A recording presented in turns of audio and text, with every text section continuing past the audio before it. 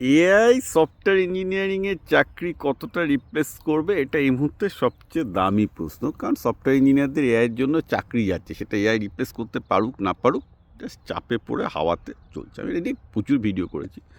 Recently যেটা হচ্ছে, Harvard ইউনিভার্সিটিতে একটা নতুন বেঞ্চমার্ক টেস্ট করা হয়েছিল যে এক্স্যাক্ট একটা সফটওয়্যার ইঞ্জিনিয়ারকে যা যা কাজ করতে হয়, যেভাবে কাজ করতে হয়, সেটা কীরকম আর্কিটেকচার ডিফাইন করতে হয়, ক্লায়েন্টের কাছ থেকে প্রচুর রিকোয়ারমেন্ট আছে, যদি এই সমস্ত নুয়ান্সেস যেটাকে বলা হয় এইটা ঠিক থাকে না, ওই কাস্টমার রিকোয়ারমেন্ট হাফ থাকে, তখন আবার কাস্টমারের কাছে গিয়ে জিজ্ঞেস করতে হয়। তো এইসব প্র্যাকটিক্যাল জিনিসগুলোকে নিয়ে যে কাজগুলো একটা সফটওয়্যার ইঞ্জিনিয়ারকে করতে হয়, সেইটা যদি আজকে আমি সবচেয়ে অ্যাডভান্স মডেলগুলোকে দিই, অর্থাৎ ওপেন এআই 5.5 বা আপনি ক্লডের সবচেয়ে লেটেস্ট যেসব মডেল আছে দিলেন, জেমিনিকেও দিলেন, দেখা যাচ্ছে সেগুলো প্রায় 0%-এর কাছাকাছি পারফর্ম করেছে, প্রায় 0%-এর কাছাকাছি পারফর্ম করছে। অর্থাৎ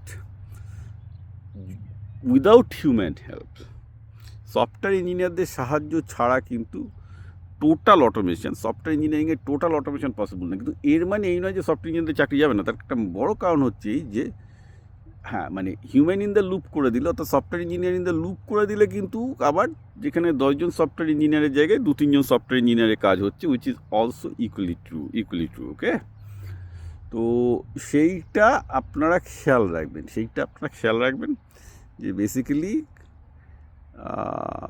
যে সফটওয়্যার ইঞ্জিনিয়ারিংয়ের ক্ষেত্রে এখনও সফটওয়্যার ইন দ্য লুপ লাগবে, ফুল অটোমেশন হচ্ছে না। কিন্তু এই যে 10জনের মধ্যে 2জন বেঁচে থাকবে চাকরির ক্ষেত্রে, সেই 2জন কে হবে? আপনি সেই 2জনের মধ্যে থাকতে পারবেন কি না, দ্যাট ইজ দ্য কোশ্চেন। এবার ওই 2জনের মধ্যে থাকার জন্য আপনার নতুন স্কিল লাগবে, সেইটা আপনি প্রশ্ন করুন।